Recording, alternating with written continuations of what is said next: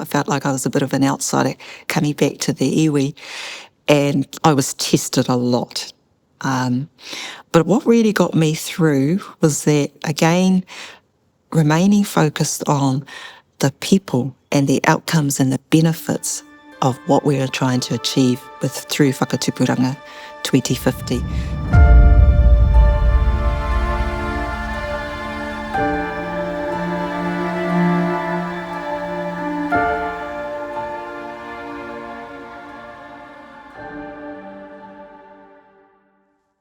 Tuatahi tēnei te mihi atu kia koe, o pukinga, o kawenga, ki ngā kaupapa mō te iwi nei. So as one of the CEs who have stewarded through the tribe in your time, can you just share a bit about yourself and then we'll move into the kōrero. Tēnā koe e te tuahine. Ko wai ahau, ko pirongia te maunga, ko waipā te aua, ko mahanga haurua te hapū, ko waikato, ko Ngāti Maniapoto, te iwi nei.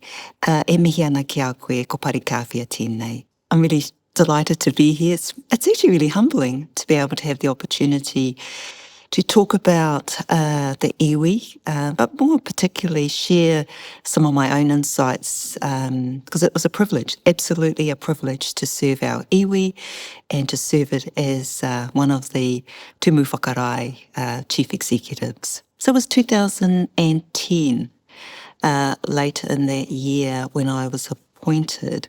But to be really honest, I'd only just moved home from Wellington, having spent almost 20 years in Wellington, working with different organisations, particularly close to Prime Ministers, senior ministers, Department of Prime Minister and Cabinet. And it was during that journey when I had the yearning to come home, that it was almost time for me. I was saying to myself, I need to get back to Waikato. My brother passed away suddenly, and within 6 months, my father did as well. So that became the catalyst for me to return home, to be near mum and my siblings. At that time too, I was involved in the foreshore seabed policy. I was part of that team. I did have some real challenges with that policy, and I knew then that I was probably going to step out of the public sector, which is exactly what I did. Got into consulting, and that gave me the drive to come home, because it doesn't matter where you are when you're consulting. So that brought me home, alongside of wanting to be close to mum. And while I was back home here, the role came up, and I saw it. And you do that kind of, do I have all of the skills? Am I ready for this leadership role? Particularly having not worked in the iwi space before. So I considered myself a bit of an outsider. That's how I considered myself at the time, that I hadn't had a close relationship with the iwi. But I put myself forward. At the time, I talked to a few close friends of mine and said, I think I'll apply for the role.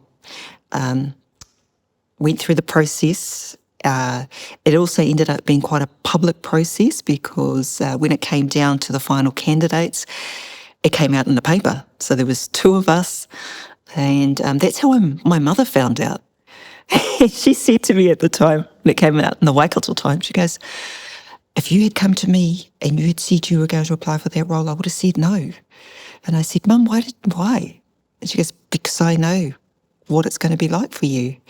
But I didn't listen to her. I just went, no. I think I had my own desire to serve our iwi, and this was the opportunity. And so that's why I say I'm very humbled. I was very humbled that I was offered the role. I accepted it, and turned up to my first hui down at the chambers. Saw all of the faces. I think Robert Tukere met me because he was on Te Aratoro at that time. Tuku was the chair. They brought me in, and that was my first time in front of the tribal, the kaimahi, the ringaraupa. Can you recall that first period of leadership with the tribe and what was happening? And Yes, I can. I mean, it comes back to me quite quickly, really, because at that time, the iwi was going through quite a bit of it was tumultuous. Our leadership, at the governance level, was in the courts, so that was featuring on the pages, front pages of the Waikato Time on a daily basis. It had to do with employment issues with the chief executive at the time, so it was pretty volatile. But despite that, I thought, no, I would be was well prepared to come in and become the tumu whakarai. But it was a volatile time for us. during your period of leadership, that whole concept of a longer term plan was quite important. How did you approach that objective in a way where you didn't get distracted, I think, by the election cycle of Whakakitenga and then Te Aratouta, Yeah. How did you do that? Well, one of the things we did, and which we still have now, is we report against our po. So Whakatupuranga 2050 is very aspirational, as it should be, but it can also make you focus on many, many things to the extent where you don't prioritise. So something that we introduced at that time, during my time, was the roadmap. It was signposts. And we had a very extensive discussion with Te Whakakitenga as to what are the key measures, what are some of the measures that they want to see reported back. So we invested in that. And we now have these, what we call these, each 5 years. So we have the various po, and they've been sort of nuanced over the years.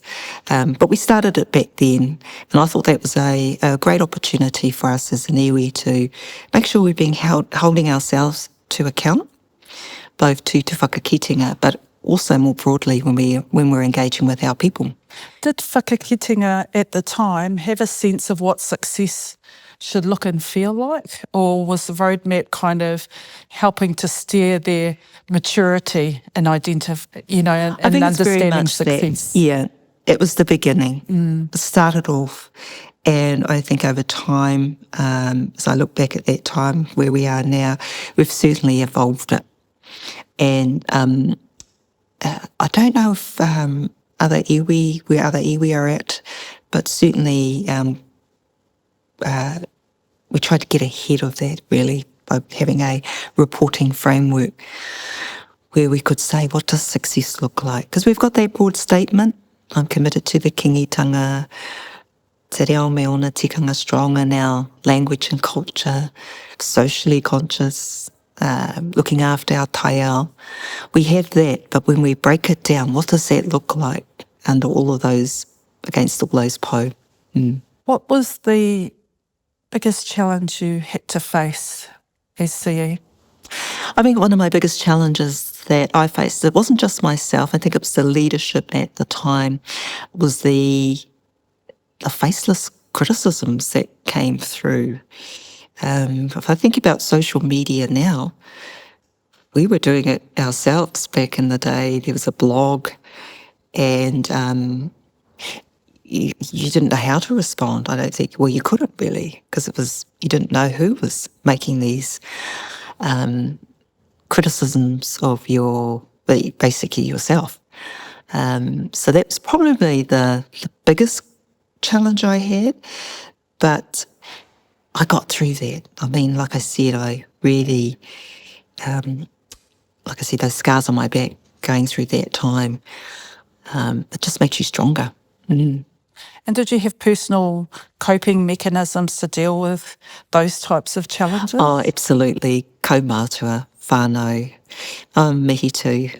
Uncle Puka, who's no longer with us, he was amazing as a kaumātua to all of us, to all the kaimahi. And so I think of him a lot going through that time, because he was very much there for the kaimahi. And Auntie Moni, Mere, you do need that because they've seen it all, been there, seen it. And kaumātua were quite important in walking alongside your approach. Oh, absolutely. Even my own from Mahanga Haurua. Absolutely. And last week we put to rest one of our aunties. I think of her because she was right there when I was welcomed into the iwi. And so, yes, that's my advice to any kaimahi that are coming in, particularly into the leadership roles. You need that backup. Many will say that you brought the ideal skill set into the tribe, having worked in the public sector, understanding the machinery of government, but also complex organisations. What type of approach did you put in place to steer the waka? Well, when I reflect back on that time, and I think change in leadership, any change in leadership, whether it's at a governance level, whether it's at the senior executive level, people watch you closely, particularly your own kaimahi. And I certainly felt that the eyes were on me, where people were watching my decisions that I would make. Was I going to go through a big restructure? Well, I didn't. I didn't at that time because what I wanted to do first up and foremost was to get to know the people, to get to know our people that were serving the iwi in our own bureaucracy, get to know the systems that we had, make those connections with our governance, with our board, because they only have one employee, and that's the chief executive. And I think having been on a journey when it had been quite disruptive for them, I certainly didn't want to create that environment at all. I was very clear about the importance of the values that we have as an iwi, ngā mātāpono te kingitanga. Also was very clear about my own focus on the people and bringing that to my leadership of the iwi as the chief executive. So that was what I was focused on. People made decisions to either stay or go elsewhere, and I respected those decisions because it also gave me an opportunity to bring other talent into that leadership group, which I did. Not only that too, because we just settled the river claim. So when I became the chief executive, we were going through the whole co-governance, co-management, how do you give practical effect to that? So that certainly focused my attention in terms of our business that we needed to deal with at the time. You spoke a bit about the importance of people. How did you find yourself working with other stakeholder groups within the region? So very similar. I adopted that view that these are key relationships and partnerships, more partnerships than anything else. When I look at our settlement, we can't do it on our own. And the prosperity and the growth of the iwi is because of the partnerships that we have with many others, be it at a local government level, businesses, the private sector. We're very adept at that, and I'd like to think that I made a contribution in that space in terms of forging, particularly those local government relationships around our taiao. I don't think they were as strong as they are now, but they had to, people had to be brought along into our waka and on the journey as well. And the river settlement would have provided the context to be able to forge into the environmental space. Oh, absolutely. Look, I remember one of my first hui I had with my counterpart at the Waikato Regional Council at the time, and he was of the view that, we'll have a cup of tea once a month. I said, you can have a cup of tea, but that's not what we're having. We're having a genuine kōrero about the future of our awa together in partnership. So that was struck off pretty quickly on his agenda when, in fact, he had many of his councillors at that time, some of them are still there, they understood the meaning, the significance of the river settlement. What type of work or effort did you have to put in to the iwi, and how did you see the benefit of that during your period of leadership? A couple of areas. One is that we grew a network of commissioners under the as part of our act. So we've got, I can't remember what the number is, but at my time we were starting to invest in that. So we've got a number of commissioners who can sit on hearings. And alongside that too, we also grew a network of kaitiaki along from the marae itself, alongside the awa. And one of the kaimahi at the time was assigned, in fact, that person worked for the Ministry of Primary Industries, and they seconded him to us. And so he had all of that, he had that capability from a MPI, RMA background. He's a planner, and he worked alongside all of our marae so that they had their own kaitiaki to undertake those customary monitoring roles of the awa as well. So those are sort of the tangibles that I've seen, that investment in our people to exercise their mana motuhake alongside the awa. In addition to that, we had a number of protocols with several public service departments in Wellington, Ministry of Culture and Heritage, Department of Conservation, MFE. Many of those were formed at that time during my period under when I was the tumu whakarai. And again, they've just grown over time. There would have been comparable examples that you have now been able to reflect on in terms of leadership required to take the tribe forward.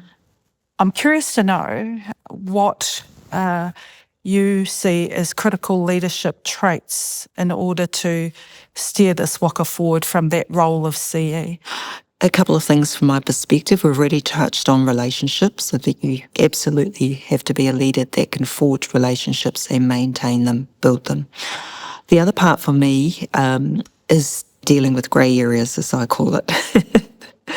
Nothing's ever black and white, and being able to exercise some judgment around those grey areas. So you've got to have that level of maturity to be able to make a judgment call around what that might be.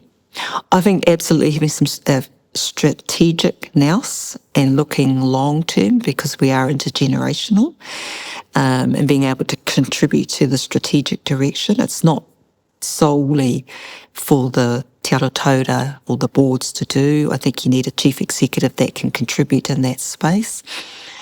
The other part for me too, and it's more about the inside of the business, so having really a solid understanding of systems and processes, because ultimately you are accountable for having a really functioning health and safety, well-being policy framework, and these others as well that you need to have. So it's being able to lead the people, it's being able to build relationships, it's having some strategic nous, but also that systems building and maintenance of those systems. Because if anything happens, like we've just had the Tainui Games, if there had been an incident, then it would have come back to the CEO and the board. Well, de-risking issues is quite core to a CE's role, finding ways to do that. So were there any issues that challenged you, and how did you approach them during your time as CE? I think one of the as CEO, I look back at, well, compared to where we are now in terms of people and capability, we certainly didn't have the numbers of people that we had at the time. That wasn't a bad thing at all. It just was the situation at the time. So what I figured out then that, we had to either bring some more resources in with different capability or different skill sets, which we did at the time. And that's always going to be challenging, getting that right balance. And then the other part for me too was delivering on whakatupuranga 2050 because of how ambitious it was. So, we didn't have a lot of breathing space to get things done and get that done, not just by ourselves, but bringing people on, bringing our marae on as well. As a strategic leader, it's your responsibility to grow people and talent within the organisation. Were there particular areas of emphasis that you wanted to focus on during your time as Tumu Whakarai? I think for me it was more about building on people's strengths because everyone comes in with a set of strengths. So I'm very much focused on that part as opposed to taking what are their gaps and learnings and deficits. So when I look back at that time, the leadership team, they all had their own unique set of strengths, which we played to build on those. The other part for me is, you're just one person as the tumu whakarai. In order to be, I guess, successful, you've got to have everyone else around you to be part of that collaboration, that kotahitanga, in terms of driving forward a strategy direction. So again, I was very, very much focused on making sure we were a tight team of leaders, that everybody had a job to do. They did it well, and they took their own teams along with them. So that took probably a good sort of 6 to 12 months to build that and that consistency of behaviours. But I'm really proud because many of those leaders at that time have gone off to other roles outside of the iwi. In terms of ensuring that the relationship between whakakitenga, Te Aratauta and yourself, how did you approach that challenge? Yeah, that was a biggie for me because when I first started going to Te Whakakitenga hui, I used to get really anxious about it. Only because there was, like I said before, there was we're an iwi with amazing leaders. We really are, and we've built them, or they've just come into their leadership space. But that dynamic, though, if you are somebody as I described myself, I felt like I was a bit of an outsider coming back to the iwi, and I was tested a lot. But what really got me through was that, again, remaining focused on the people and the outcomes and the benefits of what we are trying to achieve through Whakatupuranga 2050. So I always kind of maintained that approach. I stayed really pono to that. And I don't think I wavered too much, but I also had too many times when I was into whakakitenga, I just had to go and put a bubble around myself. As I was being, attacked, or someone would say something. But when I look back at those times, Nanaia, that's getting the scars on my back has actually made me a better person and a better leader.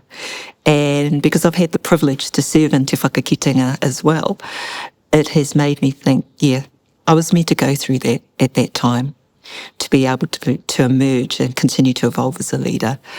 But no, it was challenging, definitely, absolutely. And you deployed the same skills for managing the relationship with Te Aratauta and the expectations that came from Te Aratauta? Oh, absolutely. I think the challenge for me then was that I went through, if I recall, I think I had 4 different chairs in my tenure. So that's quite a lot in terms of a turnover when you've got chairs turning over. But regardless of that, I kept my focus on maintaining those relationships, a constructive, open, transparent relationship, focused on outcomes for our people. In terms of the relationship between the tribal entity and TGH, what were your observations coming into the iwi and looking at that tension? So when I came in, we had a shared services arrangement with Tainui Group Holdings. That changed though over time, and much of it changed because Mike Pōhio, the CEO at the time, he and I decided to, again, using that whole focus on relationships, the need to work together for the benefit of our people, I deliberately reached out and forged a relationship with Mike. I saw ourselves as peers. Neither one was bigger or better than the other. We were there to work for and on behalf of our people. So, and I can say this, that Mike and I had a very productive, constructive working relationship. We changed up that service, shared service agreement by bringing some of that capability within the tribal side, and I know it's growing even further. We also made changes to what we called at the time, there wasn't an agreement between the two entities.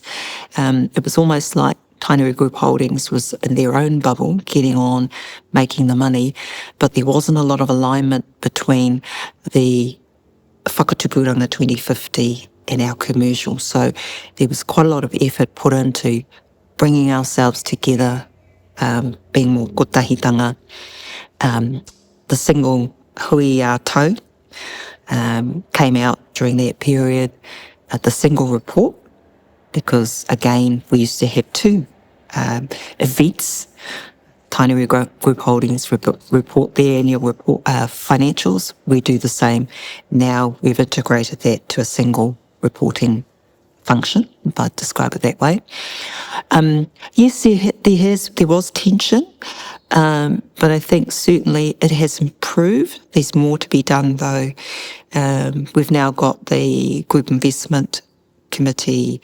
We have a letter of expectation, and other tools that we use. I know that certainly the current leadership is meeting regularly. More of that has to happen on an ongoing basis. I want to move to the politics because Waikato's very different from other iwi in that we have the settlement and a big organisation, and we also have the Kingitana and the interface between the Kingitana and the tribe. How did you navigate, the Kingitana aspects as well as Waikato-centric aspects? I mean, that's a great part-time, and that's something that I guess when you're born into the movement, you take it as being serving the Kingitana, serving the king and now our queen. I did it in different ways, really. I made sure I had a working relationship with the head of the Kahuiariki, and I always took the approach that both to listen, but also if I felt that the advice was needed or guidance. And I think I take that because of my own training when I've had to do that. I mean, it's different. It's not apples and apples, but certainly when I've given advice to prime ministers in the past and other leaders, I also kind of took a little bit of that into my relationship with the Kingitanga. So if there were things that I felt could be done differently, certainly I would speak up, but not in a public way. I'd always do that directly when it was Kingi Tuahetia. And I would probably I know I would do it the same way too with our Queen. So that's how I managed that dynamic with the Kingitanga. In terms of the expectations of the Kingitanga and the responsibilities back to the people of Waikato, again, are they one and the same or are they slightly different? How did you view those aspects of the relationship? Oh, look, it's one of the same, but different, I suppose. And over the years, as I've gone to many, many pokai, you kind of see that at times it merges, and then sometimes you said, no, this is for the Kingitanga, this is for the iwi. Given our kaitiaki role that we play as Waikato, it's important that we always remember that is the role that we have in terms of our service to the Kingitanga. So I guess that for me, that's what distinguishes it at the end of the day. The tribe has continued to grow and grow and grow. and the aspiration at this moment is around a mana motuhake. If you were to look back at our 30-year journey of the settlement, how might we consider mana motuhake going forward? Well, I'm a big believer in devolution, and I've seen it work elsewhere. So eventually I would like to see more of what is being undertaken at the centre. I'll just use it like that sort of describe it in that way, being enabled and devolved out to our marae, whether it's a cluster of marae, a grouping of marae, or marae that are able to do things on their own, and I can think of a number that are like that, then I think that's the pathway forward as well. There will always be a need to keep things centralised, but we have to figure out what that is. But I think the core, I'd like to think the inui from several of our marae and members, iwi members, is that more needs to go out so that our own people can start to control their own destiny and determine what that looks like. The iwi, however, has done a great job at that. That's not a criticism at all, but I think going forward, I'd like to see us at the marae level being given more opportunities to do that. Some marae are already doing it. Some marae are already doing it. And if we take it that building capacity of marae is quite a natural thing, especially when times get tough. You see the marae coming around and, providing that real structure and strength and resilience for whānau. I'm also curious to know, when you were the CE, how did you interact with government agencies in your new role for a tribal organisation, and your former peers? I know. Well, it probably took up at least 50% of my time. I seemed to be in Wellington a lot of time, largely because they were wanting to forge partnerships with the iwi as a consequence of the river settlement. But also I think the whole movement forward in Wellington, and again it's changed, at that time was partnerships, relationships with iwi. So not just with us, with Ngāi Tahu and other iwi that had settled recently that time. Did you interact with other Māori CEs who were leading their tribal organisations in terms of, was there a formal network? Or? Yes. The iwi chairs, National Iwi Chairs Forum. So we also started at that time a forum for chief executives.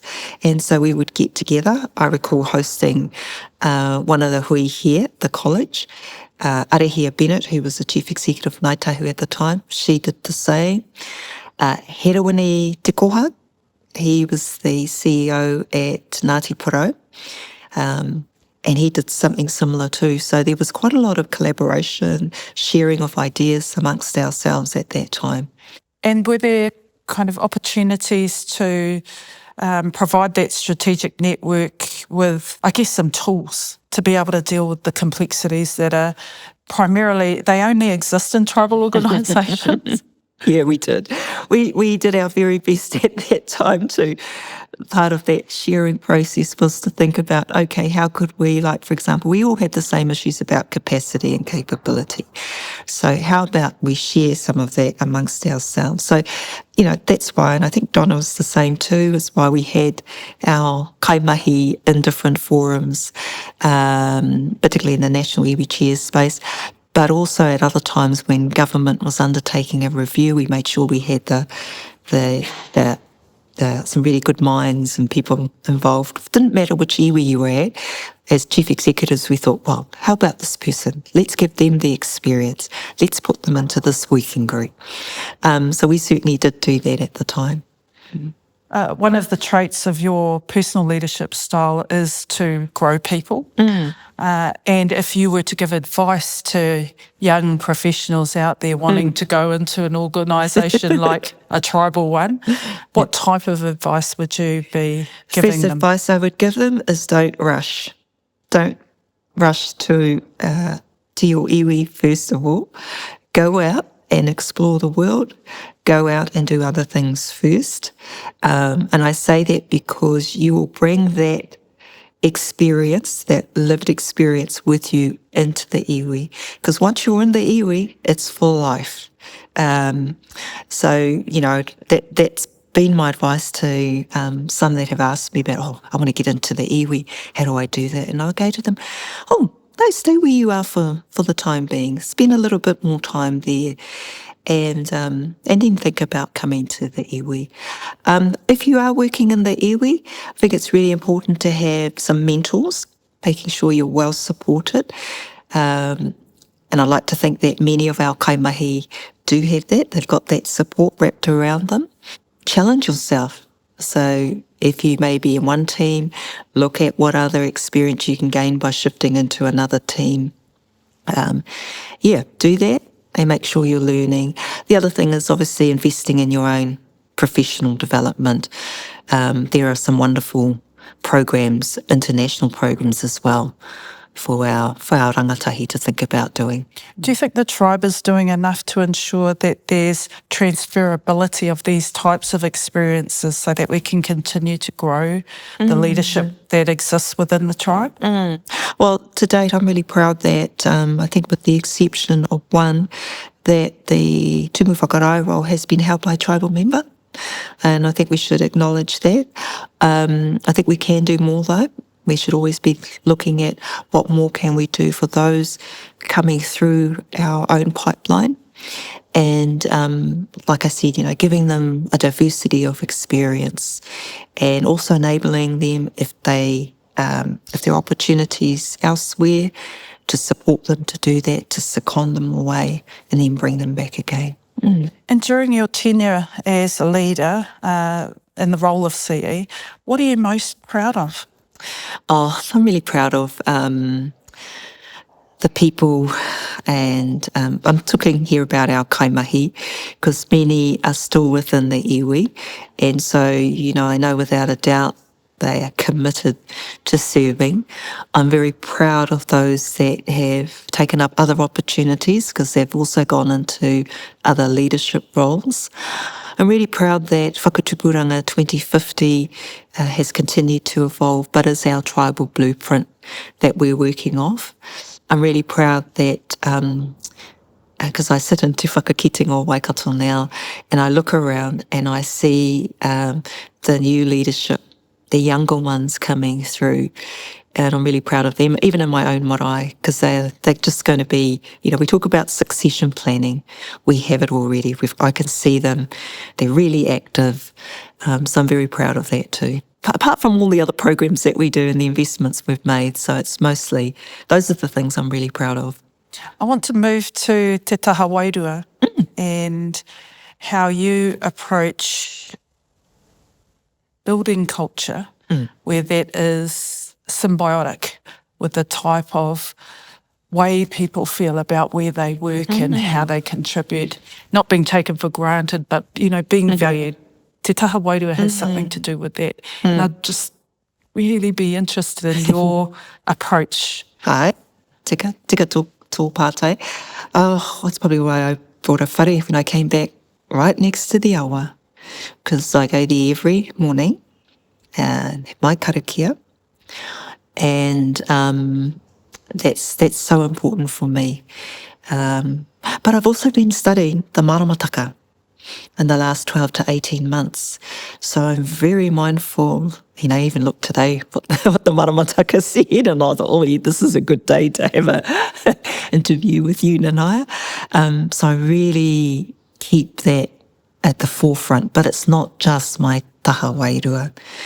I have all the, taha hinengaro, taha whaanau, taha tinana. My tinana yesterday was tested because I was in the Tainui Games for the whole weekend. Tawa. Had a few aches and pains, but my wairua is, it's certainly, as a leader of any iwi organisation, you've got to pay attention to that. You must, because that is what gets you through the challenges. Was there ever a time where you were out of kilter and you needed to be reset? Yes, during probably my second or third year of I had a health scare, yeah. And I knew too that something wasn't quite right. So I knew I had to bring that balance back into my life, really. So which I did, and that's when that's why I think of Uncle Puka, because he helped me through that time. And then a couple of years after that, I was diagnosed with breast cancer. So, but I was much stronger though when I was diagnosed with breast cancer the second time round. And so that was, I think I had just left the iwi. Yeah, just left as the tumu whakarai. So that meant, I've spent the last sort of couple of years going on that journey and getting through that. So I've got through that for the time being. Mm. And you've been an inspiration to a lot of women who have seen your journey and walked alongside you, and you continue to grow other young women. Mm-hmm. So I think I just want to mihi to you. It's been inspirational for many. I was hoping that you might share a little bit of your insight and your lived experience around, without talking about individuals, but you have dealt with a lot of complex individuals, and whether you've got techniques or ways of, because you're very relational, are there ways of dealing with complex individuals, especially when they're in the leadership positions? Absolutely. I'm happy to share that with you. I think in my time, what I have found that works really well is to be upfront with those individuals. So I try to be quite transparent about it. Sometimes and I sort of check on myself sometimes because I think, have I done the right thing here? And sometimes I haven't, I know that, so I accept when I may have come up short, when I haven't engaged with particular leaders when I needed to, and I accept that. But on the whole, I'm one that will always reach out to that person, and I'll either say to them, look, this is happening in the background, have you thought about this?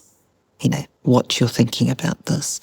And I'll always try to explain it in a way why I think it may not work, or you may need to think about this differently.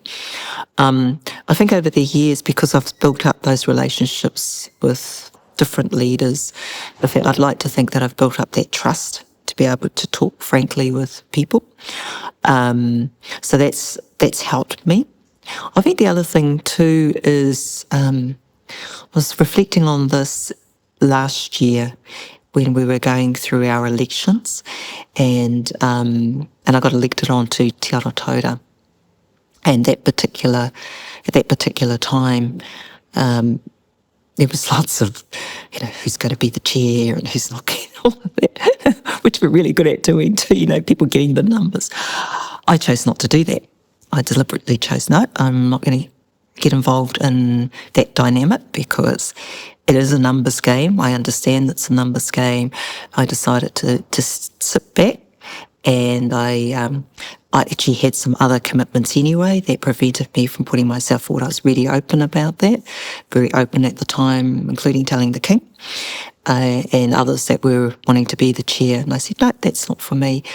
And no, I'm not going to back people, get the numbers. I said, let's see. You all have the opportunity to put your kōrero to us. So I'd like to play that kind of straight game, be straight up and down. And I remember saying it to Te Arotaura last year in our strategy, we need to think differently about how we put into our leadership roles. Why don't we wānanga it?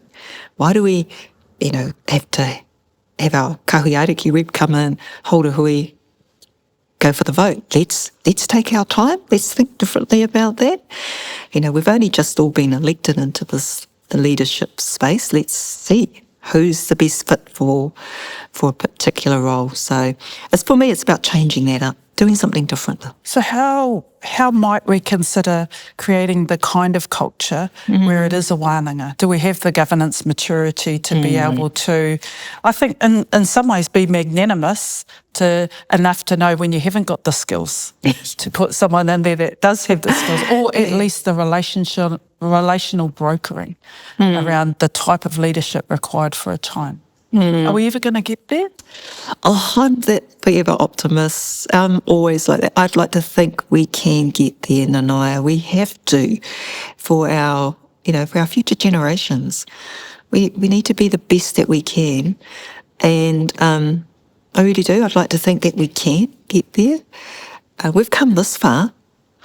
And so there's the opportunity for us. And as leaders, we need to be the first to be able to demonstrate that, so that those that are coming behind us, and they're right behind us, can see there's a different way of operating, a different tikanga that gets us there, that continues to make us move forward. On the moving forward, for the next 30 years, what would you hope to see? Oh, so I'm thinking of doing my PhD on the next 30 years, and I want to talk to those of our iwi members who are under the age of 30 to really get their vision. So for me, for the next 30 years, I do think we need to absolutely look at our governance structure again. We attempted to do that in the last term and last year. There's an opportunity for us to reset that, and I think we should. We need to certainly look at what devolution looks like, and that may not be the word, but what does that mean? What does mana motuhake really look like for us at a marae level? Let's start that mahi, and I know the tribe is doing that now. The leadership, well, now's the time to start bringing in the next generation of leaders into Te Aratora, to whakakitenga. I'm starting to see that, because I'd like to think that some of them will be around, they will be 10, 20, 30 years' time. We should also not continue to look for the government. We tend to, depending on who the leader is, that relationship with the Crown. I think that we should be putting that as second order and really focusing in on what we are doing as an iwi, and in partnership with others. I think that we spend too much time in terms of looking at that relationship with the government. And if anything, the Treaty Principles Bill there's one positive from it, because I've seen and heard many of the submissions, is that how do we foster our own rangatiratanga in this time and mana motuhake going forward. It's been wonderful to see that and hear it. So to those that wish to be on my PhD, part of my PhD study, I'll be reaching out to you. Well, we could be working together on our PhD effort. In terms of healing ourselves forward as an iwi, because we've had some really challenging times and there's lots of learning, I think, like you, that it's time now to change it up, move forward, and heal the past so that we can move confidently forward. What could we be focusing more on to ensure that we're not going to replicate the mistakes of the past? That's a tough question, because fundamentally it comes down to, I think, your own behaviour and how you behave, how you relate to others. And so if we are truly pono to mana enhancing behaviour, then, we wouldn't be, and I've seen it, be putting down people. We would really be, again, that's why I said earlier on about focusing on people's gifts and their strengths. What is it that they bring in their service to the iwi, and allowing them to be nurtured and grow in that space, whether it's as a kaikaranga, kai waiata, whether it's our kai kōrero, whatever, tumu whakarai, wrapping yourselves around them. Because if we don't see the change in behaviours or conduct, then our tamariki, our mokopuna, will just think that's the norm. But it isn't, and it shouldn't be, and it must not be. going into the next 30 years. So that's my, I guess, tono to us as leaders. Let's start behaving better. Let's start demonstrating the aroha to each other, manaakitanga, to everyone else. With your extensive experience in the public sector and then coming back to the tribe, you would have met a whole lot of different leaders. I'm curious to know whether you had any engagement directly with Jim Bolger. I did. So Jim was the Prime Minister when I was in the Department of Prime Minister and Cabinet. I've got a huge amount of respect for Jim, and I know he's not well at the moment. When the settlement in 1995 took place at Turangawawa, I was overseas. I was studying in the States. But every time I look back at those images and the times that I've had the opportunity to be alongside Jim, he was a man of integrity, and also, acknowledge his leadership and Sir Douglas Graham, Bill Butch, Simon Upton. There was a whole lot of them in the day who really had the courage to settle our Raupatu claim. They could have decided to leave it and left it for the next government, but it speaks to his own integrity that he knew it was the right thing to do. And when I worked with him in the advisory group under Simon Murdoch, he was the chief executive at the time, we'd go up to his office and give advice to him, and I had different portfolios. I didn't have Māori affairs at the time. I had lots of different portfolios, which I had the opportunity to brief him on. And how did you find engaging with him and his leadership style? What did you observe? Jim's a people person. He is a master at it too. I also saw that when I went on to the Council for Te Whare Wānanga Waikato, sort of in his last couple of months as the Chancellor, very relaxed, very similar in a way to Koro Wetere and Parekawhia McLean and others, was able to have a conversation with at ease, and he'd make you at ease. So Jim was able to do that really, really well. You used the word courage quite deliberately, I suspect, because of his leadership style and what was required to get the settlement over the line. Did you ever observe Jim staring his own colleagues down without giving away cabinet secrets or anything? But, it takes a certain amount of grit to just carry on. And you know that the tensions are real with your colleagues. Yes, I did see that. I did. Because I think the Minister of Finance at the time was Ruth Richardson.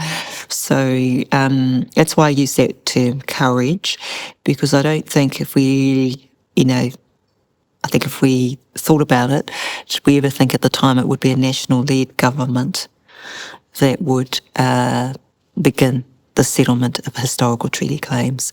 So, and that's why I say, Jim, and he's got a very strong faith, his Catholic faith, doing the right thing, I think probably had a part to play in it.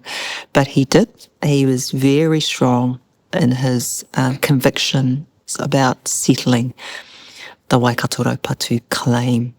And I think he took, as somebody who had that real common touch, what I observed of him around the cabinet table and in cabinet committee meetings was very firm. And when he made the call, he'd explain himself, and that was it. The decision was made. So, and he had to. He really had to. It wasn't just around his cabinet table. It was across the local government, councils, the private sector, all of those different forums that he engaged with, federated farmers, all those groups. I remember him telling me that story. He went to a National Federated Farmers conference around about the time of the settlement. Negotiations were going on, and he had to steer them down. And many of them were, I guess, friends of his that go way back. That's the quality of his leadership. He just stood on his principles. Yep. Yeah. And what about Tatipin? Did you have much to do with him? Yes. So through the Sea Lords settlement, I was working in the Minister of Fisheries office at the time with Doug Kidd. And so I observed at that time, I was sitting around those tables with Tatipin, your father, Api, Mahuika, Archie Tairo, David Higgins from Naitahu. There was that core group that were negotiating the settlement, the Sea Lord deal.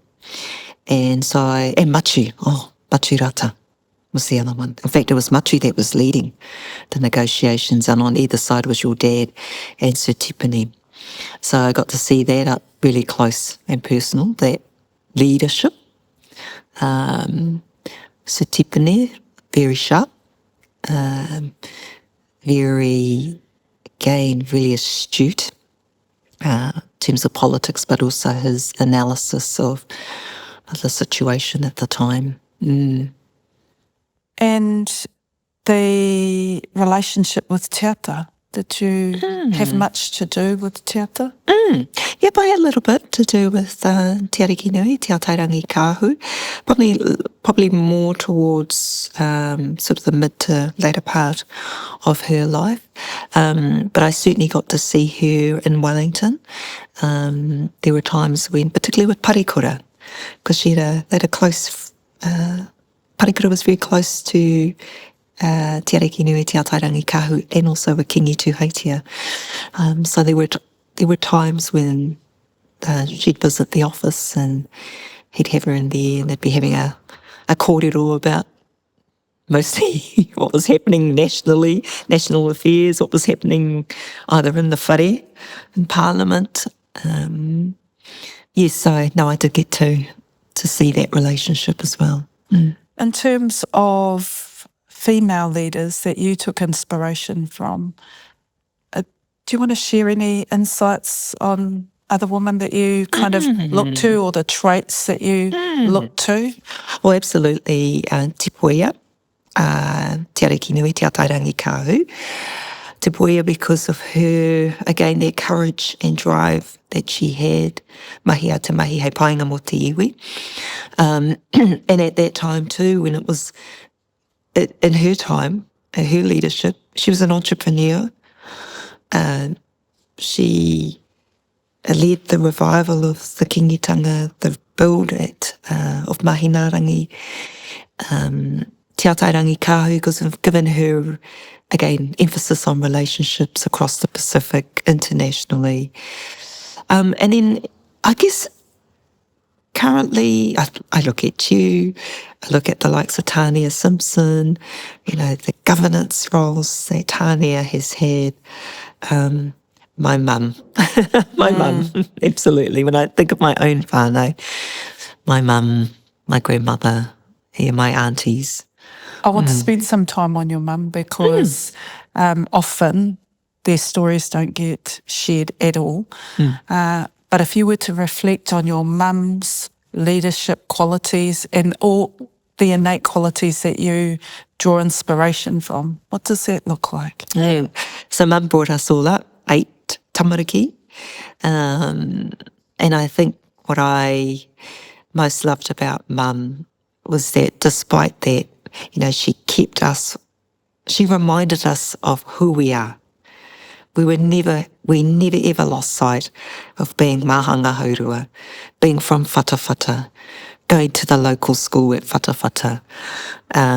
That's what I draw from my mum, was that we never ever forgot our own identity. The other thing with mum and dad too is that they never had the opportunities to go out to the world and be educated. Both of them ended up having to look after their siblings. So mum never got beyond, I think, what's it now, probably Form 3. And yet she wrote every day. She would write every day. And I always think about what would she have been had she been able to go off to university and all of that. So that's why education was so important for her. She was adamant we didn't have a choice, that we were going to be educated. Didn't matter what we were going to do. We were going to stay at school and then go off to university and so on. So that's why of the 8 of us, 4 of us have gone off to university and done different things. So that's the other part for my mother. And also just her caring for others. She was very good with whakapapa. I'm not very good on whakapapa, but Mum would always make the connections. She would tell me, this is so-and-so, this is how we're connected. And so I've learnt that from her. I remember all of those times where I'd go with her to the marae and she'd tell me how this person was connected to us. So she was very much that connector, whakapapa person in our whānau. Many of my cousins came to see my mother for that. Mm. Is there a favourite food or song that you can remember that she loved? Oh, Dad played the guitar and he also played in bands. So the song that my mum and dad loved to play, which we all know and all our mokopuna know, is Me He Manurere, a love song. Because that was my mum and dad's love song to each other. So when they both passed, we sang Me He Manurere to both of them. Oh, at their tangihanga. Beautiful. Well, e mihi ana kia koe, mo tēnei wāhanga ki te whakaniko te tāhuhu kōrero mo tēnei whare tō tātou nei iwi. Nō reira, i raro e te tūmanako o ngā mātua tūpuna kia haumaru i a koe, me tō haere, mihi ana. Tēnā koe. Thank you. Mihi.